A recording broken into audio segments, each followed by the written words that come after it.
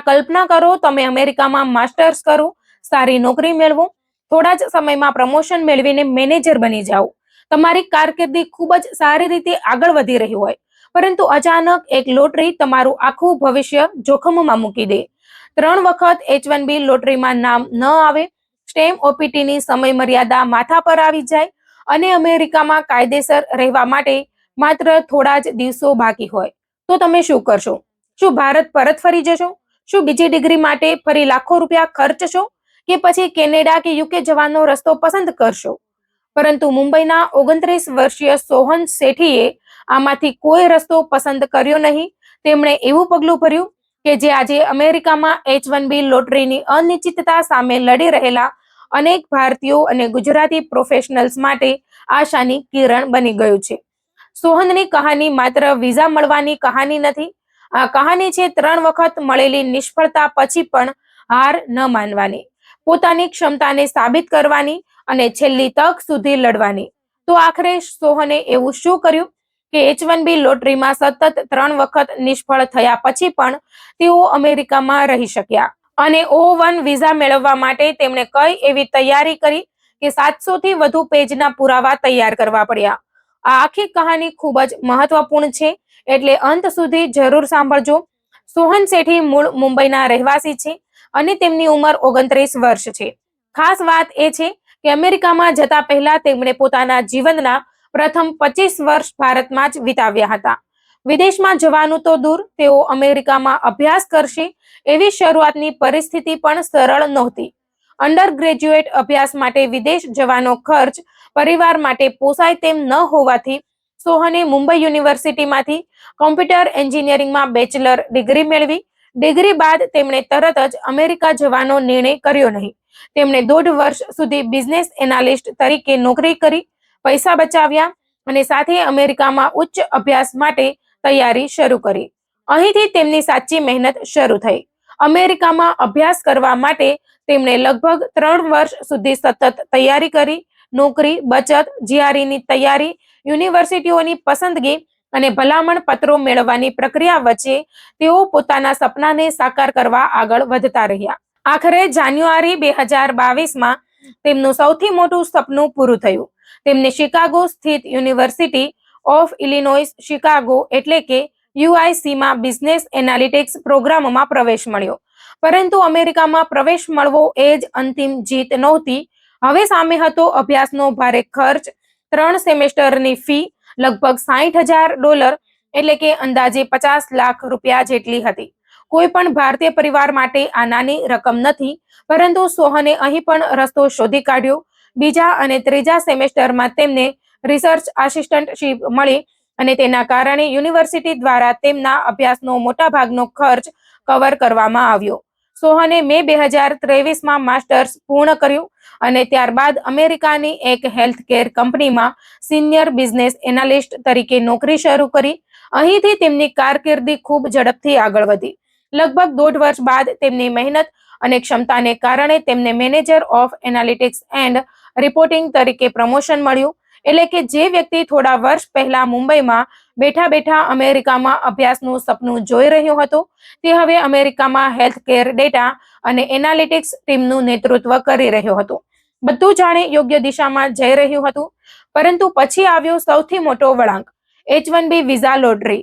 અમેરિકામાં કામ કરતા ઘણા ભારતીયો જાણે છે કે H1B વિઝા મેળવવા માટે લોટરી કેટલી મોટી અનિશ્ચિતતા બની શકે છે. સોહને પણ H1B માટે અરજી કરી, પરંતુ પ્રથમ વખત તેમનું નામ આવ્યું નહીં. તેમણે ફરી પ્રયાસ કર્યો. એપ્રિલ 2025માં બીજી વખત પણ તેઓ પસંદ ન થયા. અહીંથી સોહનને સમજાયું કે માત્ર H1B લોટરીના ભરોસે બેસી રહેવું યોગ્ય નથી, પરંતુ કદાચ સૌથી મોટો આઘાત હજુ બાકી હતો. માર્ચ 2026માં ત્રીજી વખત H1B લોટરીમાં પણ તેમને સફળતા મળી નહીં. હવે પરિસ્થિતિ ગંભીર બની ગઈ હતી.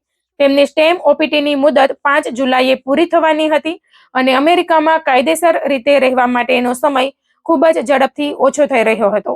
અંદાજે 100 દિવસનો સમય હાથમાં હતો. હવે સવાલ માત્ર નોકરીનો નહોતો. સવાલ હતો કે વર્ષોની મહેનતથી બનાવેલી અમેરિકાની કારકિર્દી બચશે કે નહીં. આ સમયે સોહન પાસે અનેક રસ્તા હતા. ભારત પરત જવું, બીજું માસ્ટર્સ કરવું, કેનેડા જવું અથવા યુકે જવાનો વિચાર કરવો, પરંતુ તેમણે અમેરિકામાં જ રહેવા માટે બીજો કાયદેસર વિકલ્પ શોધવાનું નક્કી કર્યું અને અહીંથી તેમની O1 વિઝા સફર શરૂ થઈ. હવે અહીં એક વાત સમજવી જરૂરી છે. O1 સામાન્ય H1B જેવી લોટરી આધારિત કેટેગરી નથી. આ વિઝા એવા લોકો માટે છે જેઓ પોતાના ક્ષેત્રમાં અસાધારણ ક્ષમતા અથવા નોંધપાત્ર સિદ્ધિઓ ધરાવે છે અને તે સિદ્ધિઓના મજબૂત પુરાવા રજૂ કરી શકે. પરંતુ માત્ર પોતે પ્રતિભાશાળી હોવાનો દાવો પૂરતો નથી. પોતાની સિદ્ધિઓ દસ્તાવેજો અને પુરાવા સાથે સાબિત કરવી પડે છે. સોહને જૂન 2025 થી વકીલની મદદ લઈને પોતાની પ્રોફાઇલ બનાવવાની શરૂઆત કરી. યાદ રાખો, તેઓ આ બધું પોતાની ફૂલ ટાઈમ નોકરી સાથે કરી રહ્યા હતા. તેમણે ઇન્ડસ્ટ્રી ઇવેન્ટ્સમાં જજ તરીકે ભાગ લીધો, એવોર્ડ્સ મેળવ્યા, રિસર્ચ અને સ્કોલરલી આર્ટિકલ પ્રકાશિત કર્યા, મીડિયા કવરેજ મેળવ્યું અને પોતાની પ્રોફેશનલ સિદ્ધિઓનું ઓડિટ કરાવ્યું. ત્યારબાદ તેમની ક્ષમતાને ઓળખતા લોકો પાસેથી ભલામણ પત્રો મેળવ્યા. આ પ્રક્રિયા કેટલી મોટી હતી તેનો અંદાજ એ વાત પરથી લગાવી શકાય કે તેમની O1 પિટિશન માટે 700 થી વધુ પેજના પુરાવા અને દસ્તાવેજો તૈયાર કરવામાં આવ્યા. અને આ આખી પ્રક્રિયા મફતમાં નહોતી. માત્ર વકીલની ફી પાછળ જ તેમણે લગભગ $13,000 એટલે કે અંદાજે 11 લાખ રૂપિયા ખર્ચ્યા. પરંતુ હજુ સુધી ખાતરી નહોતી કે વિઝા મળશે જ. આખરે એપ્રિલમાં O1 પિટિશન ફાઇલ કરવામાં આવી. હવે શરૂ થઈ રાહ જોવાની પ્રક્રિયા. પરંતુ થોડા સમય બાદ ઇમિગ્રેશન વિભાગ તરફથી RFE એટલે કે રિક્વેસ્ટ ફોર એવિડન્સ આવ્યો. એટલે કે અધિકારીઓએ વધુ પુરાવા અને માહિતી માંગી. આ ક્ષણ કોઈ પણ અરજદાર માટે ચિંતાજનક હોઈ શકે છે, કારણ કે એક તરફ અમેરિકામાં રહેવાની સમયમર્યાદા નજીક આવી રહી હતી અને બીજી તરફ અરજી અંગે વધુ પુરાવા માંગવામાં આવ્યા હતા.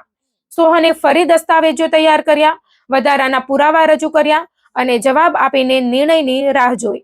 આ દરમિયાન તેમના મનમાં અનેક પ્રશ્નો હતા. જો O1 ન મળે તો શું?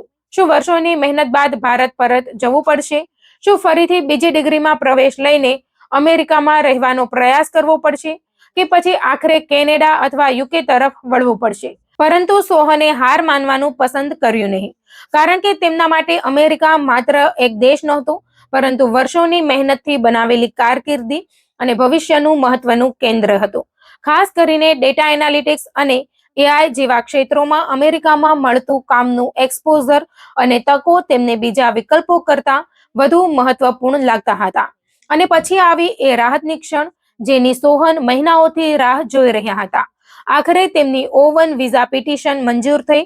એટલે કે 3 વખત H1B લોટરીમાં નિષ્ફળતા બાદ સોહન માટે અમેરિકામાં રહેવાનો રસ્તો ખુલ્યો. મંજૂરી મળ્યા બાદ તેઓ આગામી 3 વર્ષ માટે અમેરિકામાં કાયદેસર રીતે રહીને પોતાની પ્રોફેશનલ કારકિર્દી આગળ વધારી શકશે. પરંતુ સોહનની કહાનીનો સૌથી મહત્વપૂર્ણ ભાગ કદાચ અહીંથી શરૂ થાય છે. તેમણે આ આખી સફર માત્ર પોતાના સુધી મર્યાદિત રાખી નથી. પોતાની મુશ્કેલીઓ, તૈયારીઓ, દસ્તાવેજો, પ્રોફાઇલ બિલ્ડિંગ અને O1 પ્રક્રિયાનો અનુભવ તેમણે LinkedIn પર શેર કર્યો છે, જેથી તેમના જેવા અન્ય વિદ્યાર્થીઓ અને પ્રોફેશનલ્સને માર્ગદર્શન મળી શકે. અમેરિકામાં રહેતા ભારતીયો અને ગુજરાતી ભાઈ બહેનો માટે અહીં સૌથી મોટો સંદેશ એ છે કે H1B લોટરીમાં નિષ્ફળતા એટલે અમેરિકન સપનાનો અંત નથી. હા, દરેક વ્યક્તિ O1 માટે પાત્ર હોય એવું નથી અને માત્ર લોટરીમાં નામ ન આવવાથી O1 આપમેળે મળી જાય એવું પણ નથી. O1 માટે વ્યક્તિની પ્રોફાઇલ, સિદ્ધિઓ અને પુરાવાઓ ખૂબ મહત્વ ધરાવે છે અને દરેક કેસ અલગ હોય છે. પરંતુ સોહનની સફર બતાવે છે કે જ્યારે એક રસ્તો બંધ થાય ત્યારે કાયદેસર બીજા રસ્તાઓ વિશે સમયસર વિચારવું કેટલું મહત્વનું છે. ખાસ કરીને જેમની સ્ટેમ OPT અથવા અન્ય સ્ટેટસની સમયમર્યાદા નજીક આવી રહી છે. તેમણે છેલ્લી ઘડી સુધી રાહ જોવાના બદલે પોતાની પરિસ્થિતિ પ્રમાણે ઇમિગ્રેશન નિષ્ણાંત પાસેથી યોગ્ય કાયદેસર સલાહ લેવી જોઈએ. કારણ કે સોહન પાસે પણ માત્ર થોડા મહિના હતા, પરંતુ તેમણે તે સમયને ગભરાટમાં પસાર કર્યો નહીં. તેમણે પોતાની પ્રોફાઇલ બનાવવામાં, પુરાવા એકત્ર કરવામાં અને વિકલ્પ શોધવામાં ઉપયોગ કર્યો. મુંબઈથી અમેરિકા સુધીની આ સફરમાં તેમણે પહેલા અભ્યાસ માટે મહેનત કરી, પછી કરિયર બનાવ્યું, ત્યારબાદ 3 વખત H1B લોટરીમાં નિષ્ફળતા સહન કરી અને અંતે O1 દ્વારા નવી શરૂઆત કરી. એટલે અમેરિકામાં રહેતા ભારતીયો અને ખાસ કરીને ગુજરાતી યુવાનો માટે સોહન શેઠીની કહાની એક સ્પષ્ટ સંદેશ આપે છે નિષ્ફળતા આવે એટલે રસ્તો પૂરો થઈ ગયો એવું માનવું નહીં. ક્યારેક સફળતા માટે લોટરીના નસીબ કરતા પોતાની મહેનત, સિદ્ધિઓ અને યોગ્ય સમય પર લેવાયેલો નિર્ણય વધારે મહત્વનો બની જાય છે. સોહન માટે 3 વખત H1B રિજેક્શન અંત નહોતું, પરંતુ એક નવા રસ્તાની શરૂઆત હતી અને કદાચ આજ તેમની કહાનીનો સૌથી મોટો પાઠ છે.